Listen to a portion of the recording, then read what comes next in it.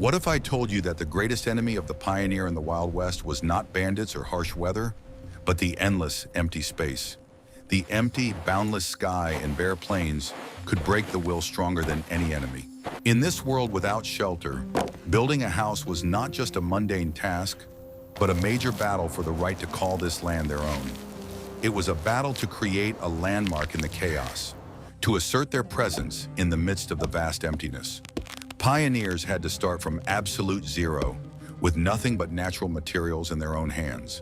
Watch the video to the end to learn how settlers, without modern tools, built sturdy dwellings and what one secret material allowed them to build walls literally out of grass.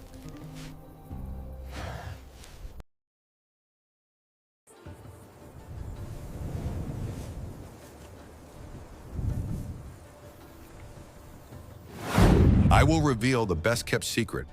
It was not only the wild nature that prevented survival on the frontier, but also one's own mind. When a family of settlers arrived at their plot, they often saw nothing but grass swaying in the wind as far as the eye could see. The absence of trees, hills, or any familiar landmarks created powerful psychological pressure. This was the first and perhaps the most difficult test they had to endure. The human mind seeks shelter, protection, a point of reference. The American plains offered none of these things, presenting themselves as an ocean of earth. The first weeks of life in a simple wagon in the middle of this emptiness were a test of fortitude. Many described the feeling as one of constant vulnerability and insecurity. Therefore, building the first, even the most primitive, shelter was not so much an engineering task as a psychological one. It was a way to drop anchor in this boundless space. Creating walls, even the flimsiest ones, was an act of defining the boundaries of one's world. The pioneers struggled not with the material, but with the feeling of their own insignificance in the face of nature. The task of building a house seemed impossible when there were no ready-made resources around. All the building materials had to be found first, then obtained, and only then used. The first step in construction was not laying the foundation, but making a decision. The decision to stay and turn this foreign landscape into a home was the main driving force behind the entire process. The settler had to mentally see a house where there was only sun-scorched earth.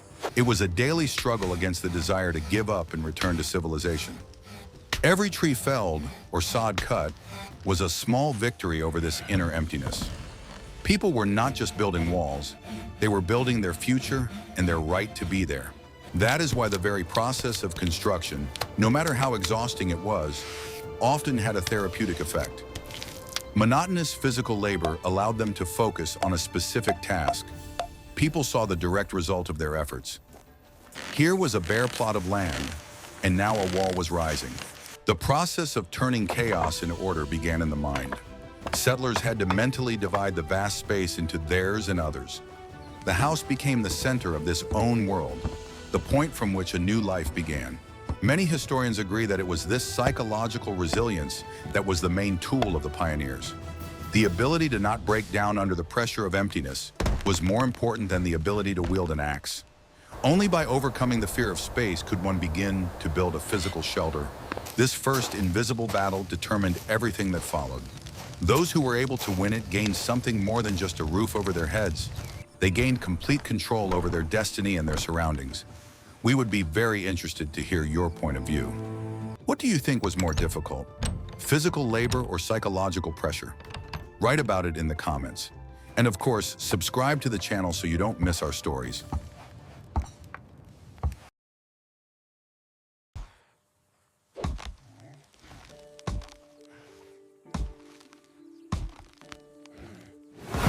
Are you ready to learn the truth about how one single tool was more important than a rifle, a plow, and a wagon combined? That tool was the American axe. In the hands of a pioneer, it transformed from a simple tool into a universal means of conquering the wilderness. Without it, the very idea of construction would have been unthinkable. The American wood-cutting axe was the pinnacle of engineering of its time. It had a perfectly balanced, heavy head and a long, slightly curved handle made of durable hickory. This design allowed for powerful and precise strikes, cutting deep into the wood. Unlike its European counterparts, it was designed for quickly felling large trees. The first task of the axe was to clear the land. Before building, it was necessary to create the building site itself. Dozens, even hundreds of trees around the future house were cut down to ensure safety and a supply of wood. This work required tremendous endurance and weeks of monotonous labor. Then the axe was used to fell timber for construction. The pioneer carefully selected the straightest and tallest pines or oaks. He had to not only cut down the tree, but also do so in such a way that it fell in the right direction. A mistake in calculation could ruin a valuable trunk or lead to injury. Axe handling was an art that was passed down from generation to generation. The speed of construction, the strength and warmth of a house depended on a person's ability to use this tool. The axe was not just a piece of metal on a stick, but an extension of the pioneer's arm. But what if you don't even have trees to chop down? In the next chapter, we will reveal the secret of how pioneers built houses from what was literally under their feet.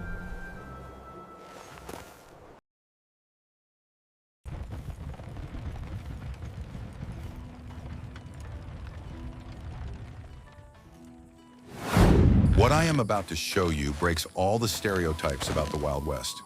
When we think of pioneers, we imagine log cabins. But on the Great Plains, in Nebraska, Kansas, or Dakota, there were practically no trees. It was impossible to build a log house, so the settlers turned to the only material available, earth. This is how the sod house came into being. It was a unique phenomenon born of harsh necessity. Pioneers literally built their homes from the grass that grew beneath their feet. These dwellings became a symbol of survival on the endless plains. The main tool for such construction was a special plow. This plow was designed to cut through the dense, root-entangled layer of sod. It cut long strips about 30 centimeters wide and 10 centimeters thick. These strips were the building bricks. Cutting the sod was hard work. The strips were incredibly dense and heavy due to the intertwined roots of perennial grasses. They were cut into bricks about half a meter long. One such block could weigh up to 20 kilograms. The process of laying the walls resembled ordinary brickwork.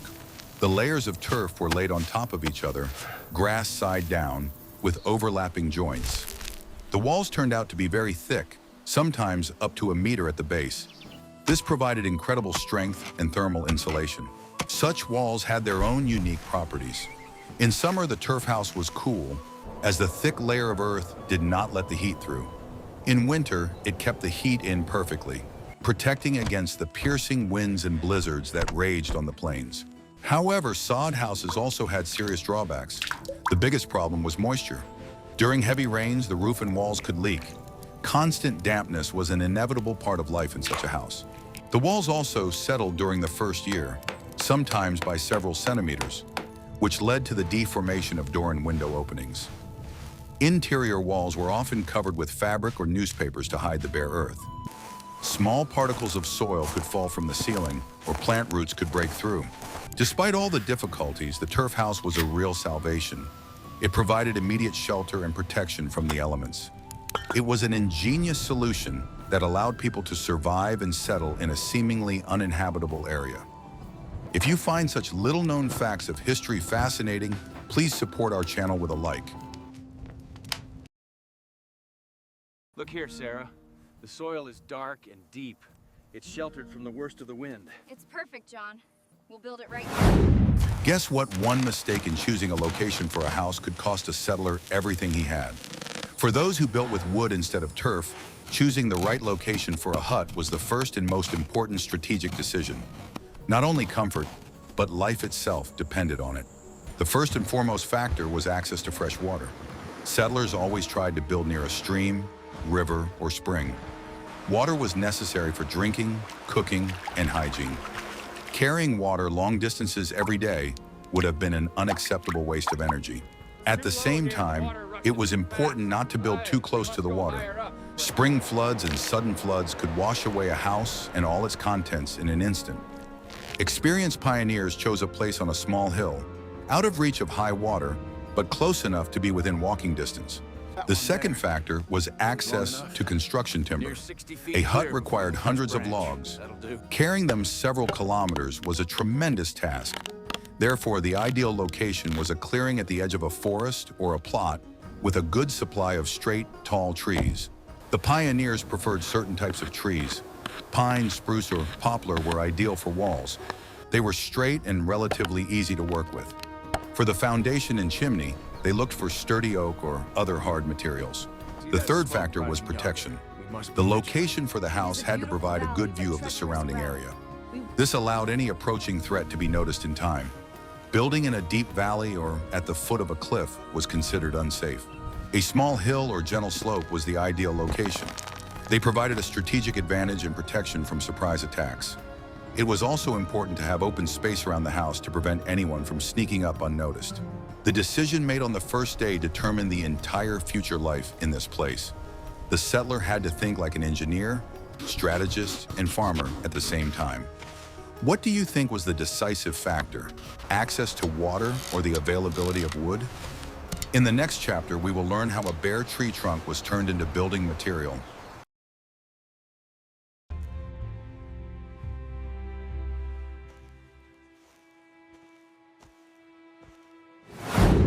The process of turning a living tree into building material was the basis of all construction and required incredible effort. First, the pioneer went into the forest and selected suitable trees. They had to be as straight as possible, approximately the same diameter, and without signs of rot. Most often, they chose pine trees that grew tall and straight. After selecting the tree, the felling process began. Using an axe, a V-shaped notch was made on one side of the trunk to determine the direction of fall. A straight cut was made on the opposite side. It was dangerous work that required precision and the ability to predict how a multi-ton trunk would behave. When the tree fell, the work was not over, but only just beginning. The first thing to do was to cut up the trunk. All the branches and twigs were chopped off with an axe, from the top to the butt. The result was a long, bare trunk, ready for further processing. Then the logs had to be delivered to the construction site. This was one of the most labor-intensive tasks. If there were oxen nearby, the logs were dragged along the ground. If the settler was alone, he had to use his wits. He could use a system of levers and rollers, smaller logs placed under the main trunk. Slowly, centimeter by centimeter, he moved the logs, weighing many hundreds of kilograms, to his site. It was monotonous and exhausting work that took days. Once the logs were in place, they had to be prepared for laying in the wall. First, they were sanded down. Using an axe or a special scraper, all the bark was removed from the logs. This was done to prevent rot and protect the wood from damage. The next step was chipping, or giving the logs a flat shape. Although many huts were built from round logs, houses made of hewn logs were considered to be of higher quality. They fit more tightly together and required less sealant. Each log required an individual approach. It could take a whole day's work to prepare a single log for a wall. Considering that a hut required between 50 and 100 of such logs, one can imagine the scale of the entire undertaking. This titanic labor was the basis of survival.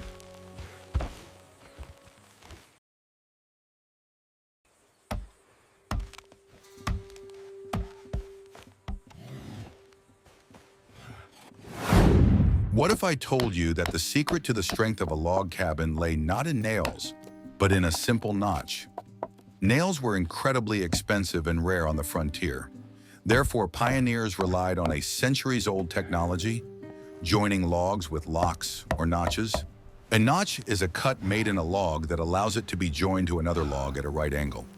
It was these joints at the corners of the house that gave the entire structure its rigidity and strength. The quality of their workmanship determined how warm and durable the dwelling would be. The simplest and quickest type of notch was the saddle-shaped or simple bowl. A semicircular notch was simply cut out on the underside of the log with an axe.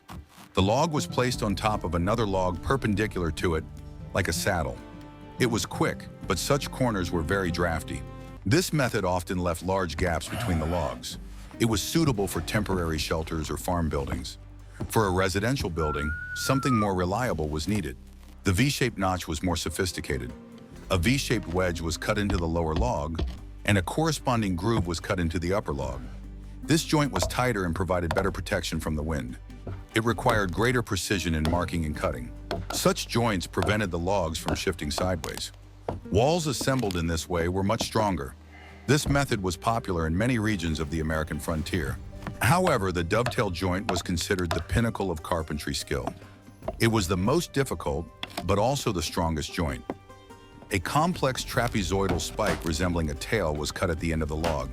This tenon was inserted into an identical groove on the adjacent log. Such a joint was not only airtight, but also tightened itself under the weight of the structure. The logs could not move apart either longitudinally or transversely.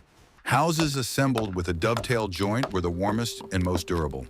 They were often built from hewn logs, which made the walls almost monolithic. However, the manufacture of such a lock required high skill, a keen eye, and a lot of time. The entire process of cutting the notches was done with only an axe. The carpenter had to accurately calculate the angle and depth of each cut. A mistake in one lock could disrupt the geometry of the entire wall. Which of these techniques do you find the most difficult to perform? Next, we will talk about the most exciting part, assembling the walls.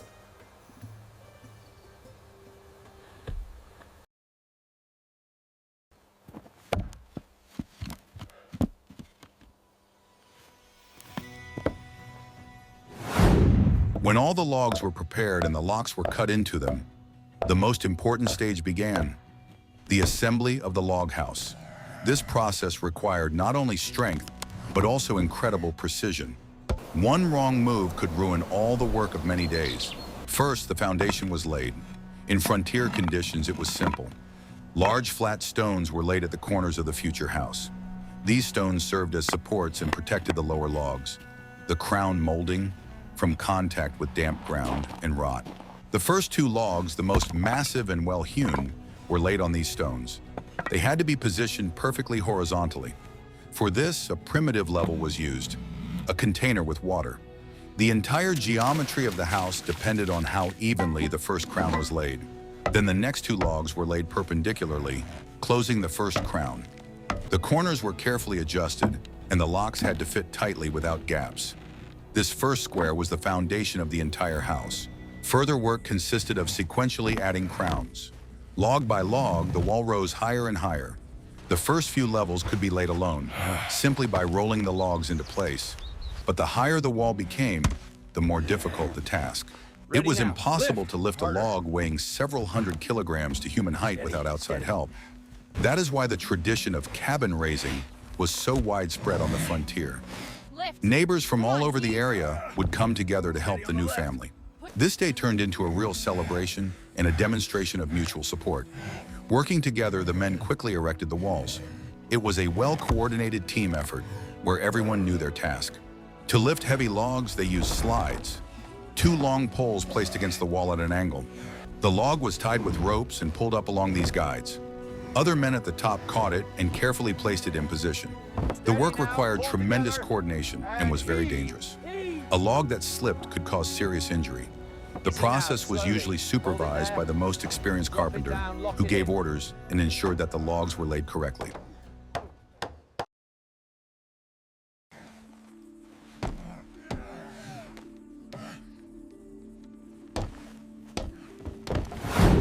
Building the roof was perhaps the most difficult and labor-intensive stage after assembling the log house. The walls were ready, but they did not provide protection from rain and sun. It was necessary to create a reliable roof, and this required new engineering solutions. First, the gables were formed, triangular ends of the end walls. To do this, each subsequent crown on these walls was made shorter than the previous one. The logs were laid to form a slope that determined the future angle of the roof. Then longitudinal beams, or slegs, were laid on these sloping gables. The topmost beam was called the ridge beam and was the longest and strongest. These slegs served as the base to which the roofing material would be attached. The biggest problem was the roofing material. The pioneers did not have metal or tiles. The most common and affordable material was shingles, or chips. These were long, thin wooden plates. The process of making shingles was a separate craft. For this, trees with straight and easily split wood were selected, such as cedar, oak, or pine. The trunk was sawn into short logs about half a meter long. Then a special tool called a kolun, or drach, was used. It was a long knife with a handle, which was struck with a wooden mallet. The craftsman placed the blade on the end of the log and chipped off a thin strip. This work was long and monotonous. Thousands of such shingles were needed to cover one small roof. The whole family, including the women, was often busy with this work. The quality of the shingles depended on the skill of the craftsman and the straightness of the wood. When the shingles were ready, they were laid on the rafters. The laying began at the lower edge of the roof and moved upward toward the ridge. Each subsequent row overlapped the previous one, creating a cascading system through which water flowed down. The shingles were not nailed down, as there were no nails. They were either pressed down with additional poles laid on top or fastened to wooden pegs. Such a roof was not completely waterproof, but it provided good protection from precipitation. A poorer or more hasty option was a roof covered with bark. In spring during sap flow, bark could be stripped from large trees in whole sheets. These sheets were laid on the roof and weighed down with stones or logs. Building the roof was the final step in creating the box of the house. It required no less, and perhaps even more, carpentry skill than erecting the walls. Only then could the pioneer say with relief that he had a roof over his head.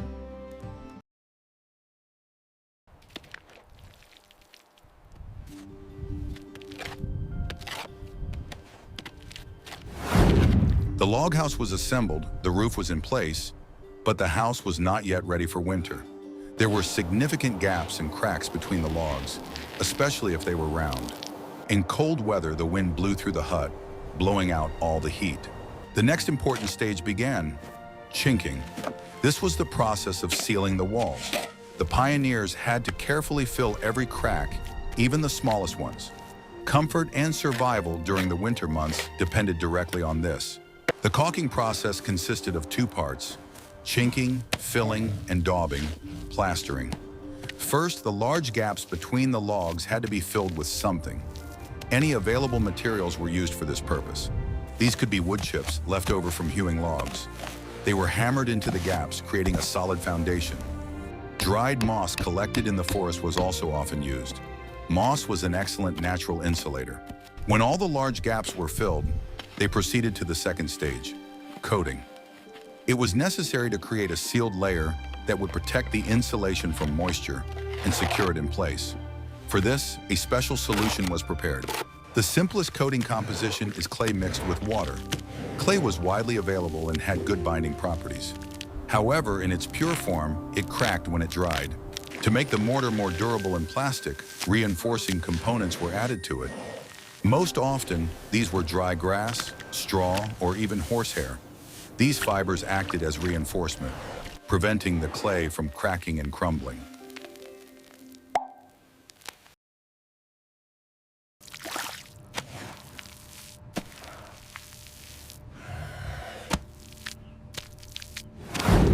The hut was almost ready, but it was just an empty wooden box. To turn it into a home, a hearth had to be created. The fireplace and chimney were the heart of the pioneer dwelling, the center around which all life revolved. Building a fireplace was the most fire hazardous and difficult task. It was usually built against one of the end walls. A space for it was cut directly into the log wall. It was a large opening from floor to ceiling. The foundation for the fireplace was made of large flat stones so that the heavy structure would not sag and cause a fire. The hearth itself and the lower part of the chimney were laid out with stones found on the banks of rivers. The same clay was used as mortar. Finding a sufficient number of suitable stones was a great stroke of luck. If there were no stones, the fireplace and chimney were made using the wattle and daub technique. This was a more primitive but common construction method. First, a frame for the chimney was woven from strong branches and poles. It had the shape of a tapered pipe. This frame served as the basis for applying a thick layer of clay plaster, the same kind used for caulking. The clay was mixed with grass and applied layer by layer, both outside and inside. The inner layer was made especially thick and smooth to protect the wattle from fire. After drying, the clay became as hard as brick. Such a chimney was a constant source of concern. The clay could crack from the heat, and flying sparks could set fire to the wooden frame or the roof itself. The settlers had to constantly monitor the condition of the chimney and repair it in time.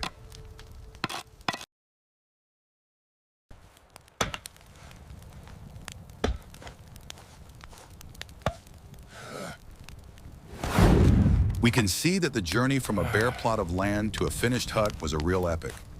Each stage of this process, from psychological preparation to caulking the cracks, required incredible endurance, ingenuity, and versatile skills from the pioneer. He had to be a lumberjack, carpenter, engineer, and bricklayer all rolled into one. What other topics from the life of pioneers or the history of the American frontier would you like to see on our channel? Perhaps you are interested in how they defended their farms or how they survived the harsh winters? Share your ideas in the comments and don't forget to subscribe so you don't miss new episodes.